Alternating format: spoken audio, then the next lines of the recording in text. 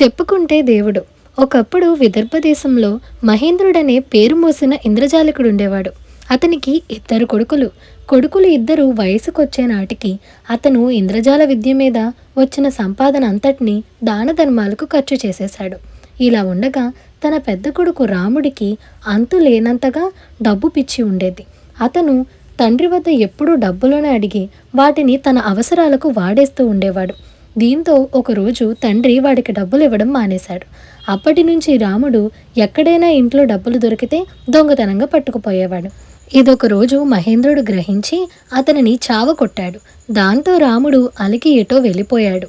ఇంటికి తిరిగి రాలేదు. కోపంతో కొట్టిన రాముడంటే తల్లిదండ్రులకు అమితమైన ప్రేమ. అతను వెళ్ళిపోయాక వాళ్ళిద్దరూ అతని కోసం బెంగపడి మంచం పట్టి కొద్ది కాలంలోనే చనిపోయారు. దాంతో మహేంద్రుడి రెండో కొడుకు చంద్రుడు ఒంటరివాడైపోయాడు, వీధి పాలయ్యాడు. కానీ మనోనిబ్బరం కలవాడవటం చేత అతను ఊర్ల వెంట తిరిగి వీధుల్లో గారడీలు చేస్తూ తన గారడీ చూసిన వాళ్ళు ఇచ్చే చిల్లర డబ్బులతో పొట్ట పోసుకుంటూ కాలక్షేపం చేస్తున్నాడు.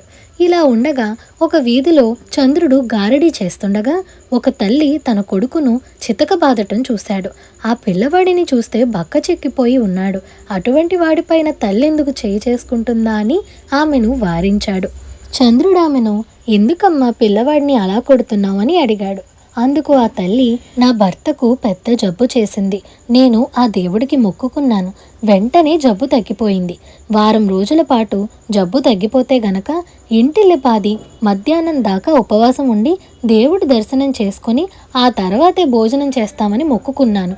వీడేమో 6 రోజులు గడిచాక ఒక్కరోజు అన్నం కోసం ఆగలేకపోతున్నాడు అంటూ ఆమె మరలా ఆ చిన్నవాడిని కొట్టబోయింది. దాంతో చంద్రుడు ఆమెను ఆపి, అమ్మ, పిల్లవాడిని ఆకలితో మార్చటమే కాక వాణ్ణి కొట్టడం అన్యాయం. దయచేసి మీరు ఆ దేవుడి దర్శనానికి వెళ్ళండి. ఈ పసిపిల్లవాడిలో దేవుణ్ణి చూడలేని మీరు ఏ దేవుణ్ణి చూడడానికి వెళ్తున్నారో నాకు అర్థం కావటం లేదు అని అన్నాడు. చంద్రుణ్ణి ఆమె ఈసడింపుగా చూసి, అందుకే నీ బతుకు ఇలా ఉంది. వీడిలో నిజంగా నీకు దేవుడు కనిపిస్తే వీడిని నువ్వు అన్నట్టుగానే కనిపెట్టుకుని ఉండు. దేవుడి దర్శనం చేసుకుని వచ్చి నీకు కూడా భోజనం పెడతాను అంది. చంద్రుడు సరేనని పిల్లవాడిని మాయమాటలతోనూ చిన్న చిన్న గారడి పనులతోనూ మరిపించగలిగాడు. ఆమె కొంతసేపటికి తిరిగి వచ్చింది. చంద్రుడికి అన్నట్టుగానే అన్నం పెట్టింది. భోజనం అయ్యాక చంద్రుడు ఆమెతో, అమ్మ, కన్న కొడుకు కంటే ఎక్కువ అని మీరు అనుకునే దేవుడు ఎక్కడ ఉన్నాడు? నాకు చూడాలని ఉంది అన్నాడు. ఆమె నవ్వి, దేవుడంటే మామూలు దేవుడు అనుకున్నావా? ప్రత్యక్ష దైవం. నీతో మాట్లాడతాడు. నీ ప్రశ్నలకు సమాధానాలు ఇస్తాడు. నిన్ను చల్లగా చూసి నీ బాధలన్నీ పోగొడతాడు అన్నది. చంద్రుడి కుతూహలం మరింత ఎక్కువైంది. అతను ఆమె చెప్పిన చోటికి వెంటనే వెళ్ళాడు. అక్కడ అందరూ మౌనంగా కూర్చొని ఉన్నారు. విపరీతంగా జనం ఉన్నారు. ఒక ఎత్తైన ఆసనం మీద గెడ్డము మీసాలు పెట్టుకుని సాధువులా కనబడే ఒక వ్యక్తి కూర్చుని ఉన్నాడు. మంచిగా ఉండమని ఆయన ప్రజలకు ఉపదేశం చేస్తున్నాడు. ఆపదలున్నవారిని తన వద్దకు రమ్మని, ప్రజల కష్టాలు తొలగించటానికే తాను ఈ అవతారం ఎత్తానని చెబుతున్నాడు. మధ్య మధ్య ఆయన గాలిలో నుంచి విభూది సృష్టించి మనుషుల మీద విసురుతున్నాడు. అప్పుడప్పుడు గాలిలో తేలి కొద్ది క్షణాల పాటు అలాగే ఉంటున్నాడు. ఆయన ఇలా రకరకాల మహిమలు ప్రదర్శిస్తూ ఉంటే భక్తులందరూ హే పరమాత్మ అంటూ హాహాకారాలు చేస్తున్నారు. చంద్రుడికి ఇదంతా వింతగా కనపడింది. ఆ సాధువు ప్రదర్శించిన విద్యలన్నీ తనకీ వచ్చు. కానీ తాను మామూలు గారడీవాడుగానే ఉండిపోయాడు. ఈ సాధువు మాత్రం దేవుడైపోయాడు. ఈ రహస్యం ఏంటో తెలుసుకోవాలని చంద్రుడు ఆ రోజల్లా వేచి ఉండి అర్ధరాత్రి సమయంలో ఆ సాధువును ఏకాంతంగా కలుసుకున్నాడు. ఎవరు నువ్వు అన్నాడు సాధువు చంద్రుణ్ణి చూసి. నేనొక ఇంద్రజాలికుణ్ణి. మీ ప్రదర్శనలు చూశాను. వాటిని ప్రజలు మహిమలుగా కొనియాడుతున్నారు. అవే ప్రదర్శనలు నేనిస్తుంటే తిండికి డబ్బులు కూడా దొరకటం కష్టంగా ఉంది. ప్రజలు మిమ్మల్ని దేవుడు అంటున్నారు. ఈ రహస్యం ఏంటో తెలుసుకుందామని వచ్చాను అన్నాడు చంద్రుడు. అతను ఆ రోజు తన అనుభవం గురించి సాధువుకు చెప్పాడు. ఇందులో రహస్యం ఏమీ లేదు. నేను దేవుడి అవతారాన్ని. నాకు సహజంగా ఉన్న శక్తులను నువ్వు కష్టపడి విద్యలాగా నేర్చుకున్నావు. నీకు పరికరాలు అవసరం, నాకు అవసరం లేదు అన్నాడు సాధువు. అలాగా?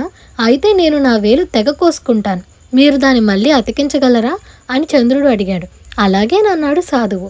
వెంటనే చంద్రుడు తన వేలును చిన్న బాకుతో కోసేసుకున్నాడు. రక్తం ఎర్రగా ప్రవహించింది. సాధువు తెగిన వేలును యథాస్థానంలో ఉంచి ఏదో మంత్రం చదివాడు. రక్తం మాయమై వేలు మామూలుగా అయిపోయింది. అసంభవం, ఈ విద్య మా కుటుంబం వాళ్లకు తప్ప ఇంకెవ్వరికూ తెలియదు అన్నాడు చంద్రుడు. సాధువు ఉలిక్కిపడి, నీ పేరు చంద్రుడు కదూ అన్నాడు. అవును, మీకెలా తెలుసు అన్నాడు చంద్రుడు.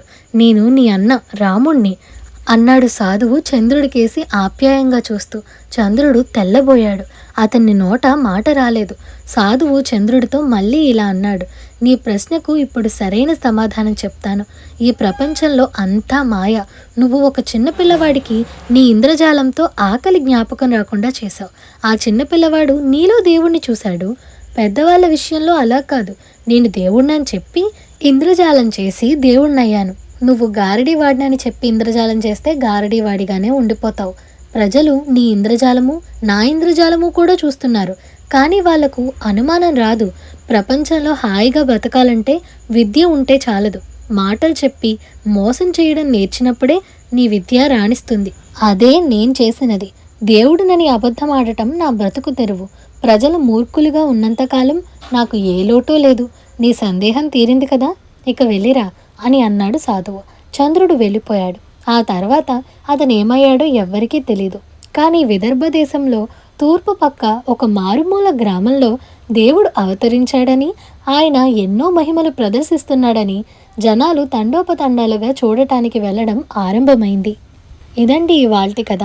ఈ కథ మీకు ఎలా అనిపించిందో మాకు కామెంట్ సెక్షన్లో చెప్పండి. అలాగే మీకు ఈ వీడియో నచ్చినట్లయితే like, share, subscribe to Priya stories Telugu. Thank you for watching.